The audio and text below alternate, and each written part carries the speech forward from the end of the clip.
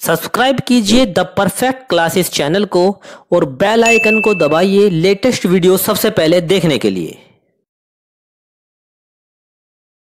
Hello students, आप सभी का आपके चैनल द परफेक्ट क्लासेस में स्वागत है। Directorate of education GNCT of Delhi की वर्कशीट नंबर 9 डिस्कस कर रहे हैं। क्लास 7 की वर्कशीट है, सब्जेक्ट है सोशल साइंस। 18 अगस्त 2021 की वर्कशीट है बच्चों। टॉपिक है इकोसिस्टम।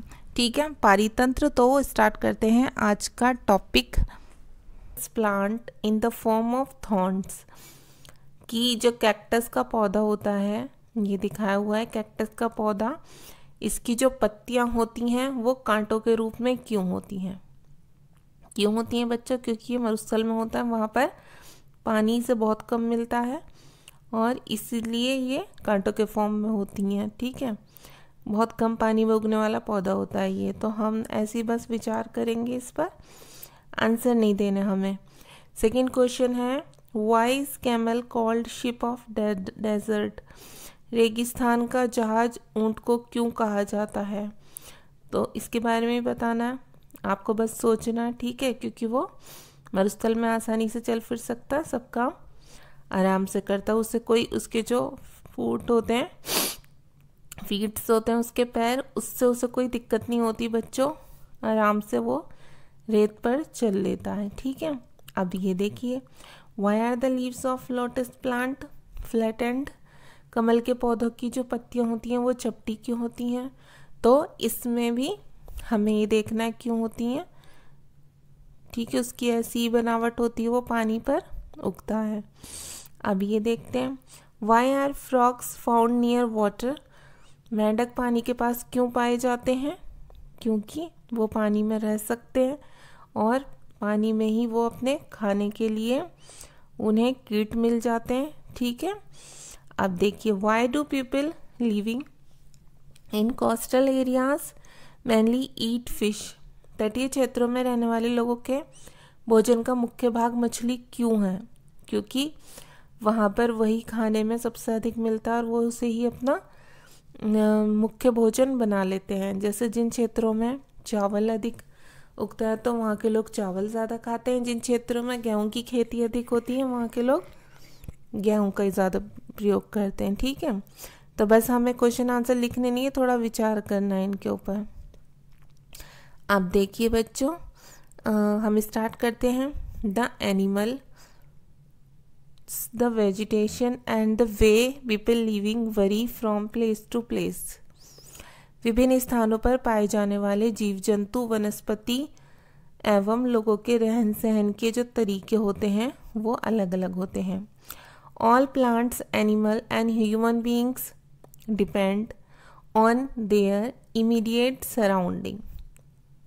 सभी पेड़ पौधे, ठीक है, और जीव जंतु एवं मानव अपने आसपास के पर्यावरण पर आश्रित होते हैं, डिपेंड करते हैं।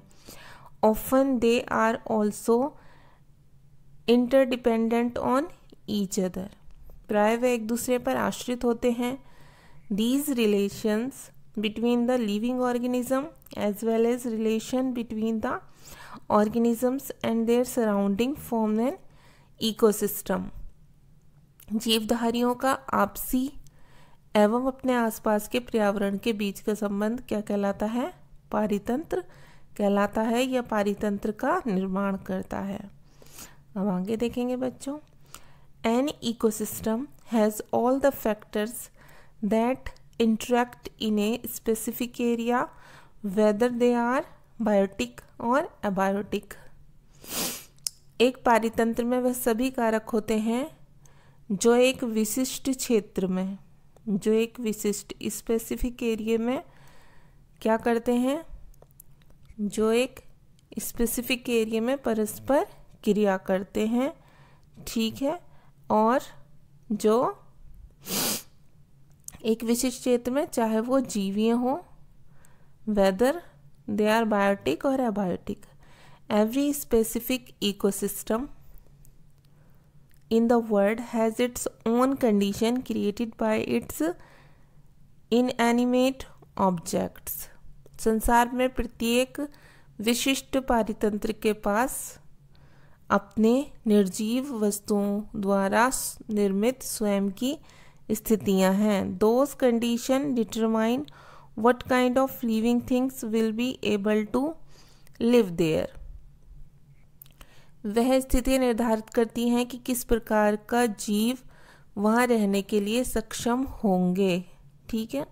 There could be an ecosystem of large run forest, grassland, desert, mountains, lake, river, ocean and even a small pond. जीव जंतु केवल वहीं पनप सकते हैं जहाँ उनकी आवश्यकताएं पूरी हो। अधिक वर्षा वाले वन, ठीक है, अधिक वर्षा वाले वन हो चाहे, या फिर घास स्थलों, रेगिस्तानों, पर्वत हो, झील हो, नदी हो और चाहे महासागर हो, एक छोटे से ताल का भी पारितंत्र हो सकता है। Humans have also used their discretion to create artificial ecosystems like aquariums, plantation and garden, जिन्हें पार्क्स भी बोलते हैं। ठीक है। मानव ने भी अपने विवेक के उपयोग से मछली घर, बागान और बाग जैसे कृत्रिम पारितंत्र की रचना की है। अब इकोसिस्टम की डेफिनेशन देख लेते हैं। It is system formed by the interaction of all living organism with each other and with physical and chemical factors of the environment in which they live are linked by transfer of energy and material। पारितंत्र की definition क्या है बच्चों? यह वह तंत्र है जिसमें समस्त जीवधारी लिविंग ऑर्गेनिज्म एक दूसरे के साथ पर्यावरण के उन भौतिक एवं रासायनिक कारकों के साथ, ठीक है, परस्पर अंतरक्रिया करते हैं या परस्पर क्रिया करते हैं जिसमें वह निवास करते हैं या जहाँ पर वह रहते हैं। ये सब ऊर्जा और पदार्थ के स्थानांतरण के द्वारा संबंध है, लिंक्ड है। ठीक है। तो अब क्वेश्चन आंसर देख लेंगे हम लोग।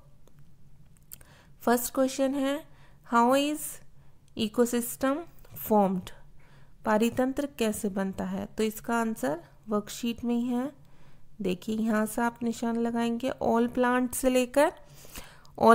लेकर और ये यहाँ फॉर्म एन इकोसिस्टम तक। ठीक है। हम लिखेंगे आंसर नंबर 1 में, all plants, animal and human beings depend on their immediate surroundings, other they are also relation between the organisms and their surroundings. ठीक है। यहाँ से आप पूरा लिखेंगे, often they are also interdependent with on each other, these relation between the living organism as well as the relation between the organism and their surrounding form an ecosystem. ठीक है बच्चों, आंसर नंबर 1 हो गया। अब question number 2 देखते हैं। Which of the following is not a natural ecosystem? Desert, park, forest and sea. 4 option दिए हुए हैं, तो आप पार्क पर टिक करेंगे। ठीक है, क्योंकि डेजर्ट भी पार्ट है इसका। ठीक है, इकोसिस्टम का, नेचुरल इकोसिस्टम का। फॉरेस्ट भी है, सी भी है, बस पार्क नहीं है। पार्क किसका भी हमने पढ़ा था, वो आर्टिफिशियल इकोसिस्टम का पार्ट है बच्चों। अब थर्ड देख लीजिए आप, identify the ecosystem with the help of the given hints. हमें पारिस्थितिकी तंत्र का या पारितंत्र का क्या करना है, पारितंत्र की पहचान करनी है। ये जो हिंट दिए हुए हैं इसकी सहायता से, mountain, desert, forest and pond. आप देखिए, फिश, वाटर, लोटस और फ्लोर कहाँ होते हैं? पॉन्ड्स में होते हैं, तालाब में। सैंड, कैमल, कैक्टस, कैक्टस फूडिंग, तो ये कहाँ पर होते हैं? कैक्टस का पौधा और सैंड, रेत, ऊंट, ये सब कहाँ होते हैं? डेजर्ट्स में, तो हम लिख देंगे। मछली, पानी, कमल का फूल कहाँ होते हैं? पॉन्ड्स, तालाब, लिख दिया हमने पहले में। थर्ड में देखिए, dense trees, wild animals, soil, घने पेड़, जंगली जानवर, मिट्टी कहाँ होती है? फॉरेस्ट में होती है, हम लिख देंगे। फोर्थ देखेंगे, कॉनिफेरस ट्रीज, जो शंकुधारी पेड़ होते हैं। शीप, भेड़, स्नो, बर्फ, ये कहाँ पर होती है? ये माउंटेन्स पर होती है, पर्वतों पर। ठीक है, तो हम ये लिख देंगे। तो स्टूडेंट, ये देखिए, आप ऐसे लिख देना। और दिखा देती हूँ आपको कहाँ। फर्स्ट में पॉइंट्स लिखना है, सेकंड में डेजर्ट्स लिखना है, थर्ड में फॉरेस्ट, फोर्थ में माउंटेन्स। सेकंड में पार्क आएगा क्योंकि वो आर्टिफिशियल है। फर्स्ट का आप वर्कशीट से ही लिख लेंगे। ओके, यहीं से लिखेंगे फर्स्ट पैराग्राफ में ऑल से लेकर इकोसिस्टम तक। तो आपकी वर्कशीट सॉल्व हो गई। अगर आपको मेरी वीडियो पसंद आई है तो प्लीज़ मेरी वीडियो को लाइक कीजिए, शेयर कीजिए, हमारे चैनल को सब्सक्राइब कीजिए। Thanks for watching.